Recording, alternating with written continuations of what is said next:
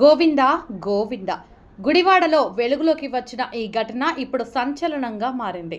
భక్తుడు ఎంతో భక్తితో సమర్పించిన లక్షల రూపాయల విలువైన స్వామివారి కిరీటం ఇప్పుడు తాకట్టులో ఉందన్న విషయం తీవ్ర చర్చకు దారితీసింది. గుడివాడ ప్రాంతానికి చెందిన ఓ దాత తనకు వ్యాపారంలో వచ్చిన అభివృద్ధికి గుర్తుగా దేవునికి ప్రత్యేక కానుక ఇవ్వాలని నిర్ణయించుకున్నారు. దీంతో సుమారు 450 గ్రాముల బంగారం, ఇతర రత్నాలతో కళ్యాణ వెంకటేశ్వర స్వామి వారికి కిరీటాన్ని తయారు చేయించారు.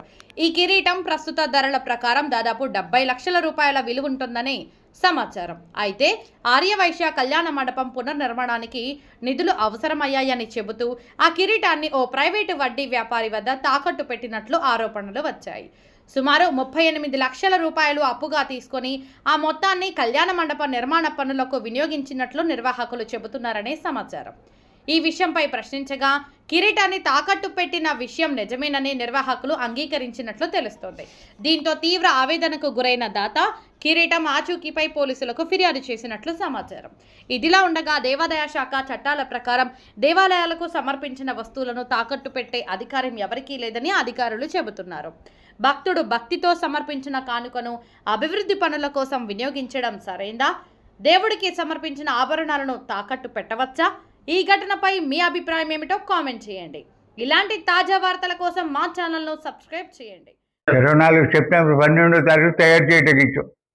24 సెప్టెంబర్ 12వ తారీఖు ఇస్తే ఆయన 25 జనవరి 6వ తారీఖున ఇచ్చాడు. తయారు చేసి ఇచ్చాడు. తయారు చేసి ఇస్తే ఆర్యవైశ్య కళ్యాణ మండపంలో కళ్యాణ వెంకటేశ్వర స్వామి గుడి ఉంది. ఆ గుడిలో ఇచ్చాడు. నేను వయసుని, అది ఆర్యవైశ్య, అందుకని ఆ గుడికి ఇచ్చా. ఆ గుడిలో ఉంది. ఆ గుడికి పోకూరు మోహన్ రావు అని అతను ట్రస్ట్, అతను ఆయన గుడికి ఆయనకి ఇచ్చా. గుడికి ఇచ్చా. తీసుకెళ్ళి గుడికి ఇచ్చే అర్చకులు ఉంటారు. అర్చకులు తీసుకెళ్ళి తగిలి అలంకరించారు. స్వామికి అలంకరించారు. ఆ ఫోటోలన్నీ ఉన్నాయి. 15 రోజుల నుంచి, ఇది మే నెల ఏప్రిల్ 26వ తారీఖు నుంచి అద్భుతంగా చూపెడతానంటున్నాడు. చూపెట్టరు. తిరగలేక నేనే మానేసా. నాకు ఇబ్బందిగా ఉంటుంది. అది చూడకపోతే నేను తట్టుకోలేను. 461 గ్రాములతో తయారు చేయించా. దానికి తగ్గ రాళ్ళు వేయించి 7 గోపురాల్లాగా చేయించారు. 7 కొండలు వచ్చావు కనుక 7 మెయిన్ రాళ్ళు, పెద్ద రాళ్ళు వేయించి సమర్పించా. నేను మేళతాళాలతో వెళ్ళి సమర్పించా. గుడికి సమర్పిస్తే ఏప్రిల్ 26వ తారీఖు నుంచి అది 5 గంటలు తిప్పుతున్నాడు. చూపెట్టడు. కొన్నాళ్ళు కరూర్ వైస్ బ్యాంకులో ఉందన్నాడు, లాకర్లో. తర్వాత ఇండియన్ బ్యాంక్ లాకర్లో ఉందన్నాడు. ఒక మాట ఎక్కడం లేదు. తీసుకెళ్ళి చూపిస్తాడు. నేను వెళ్ళలేను, తీసుకెళ్ళి చూపిస్తాడు.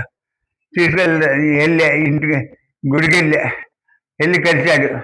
అది ఇదిగో ఉంటున్నాడు. 4-5 రోజులు చూపిస్తాడు. అసలు ఇక్కడ ఫోన్ ఎత్తడం లేదు. మరి అమ్ముకున్నాడు, తాకట్టు పెట్టాడు తెలియదు. కానీ రాక్షసత్వంగా నేను స్వామివారికి కిరీటం సమర్పిస్తే నా మరణం నన్ను ఇబ్బంది పెడుతున్నాడు. మామూలు ఇబ్బంది కాదు. నాకు అసలు తట్టుకోలేకపోతున్నా.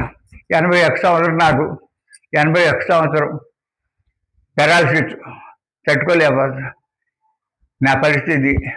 ఆ గుడికి తిరిగి రావాలి. రసీదు ఇవ్వలేదు కనుక ఆ కిరీటం నాదే కదా. మరి నా కిరీటం నాకు ఇచ్చిన సంతోషమే. సోమవారికి సమర్పించిన సంతోషమే. నాకు ఇస్తే ఇంకా నేను ఎక్కడో ఇంకో మంచి గుడి చూసి ఇస్తా. ఇటువంటి పాలక వర్గానికి ఉన్నాం.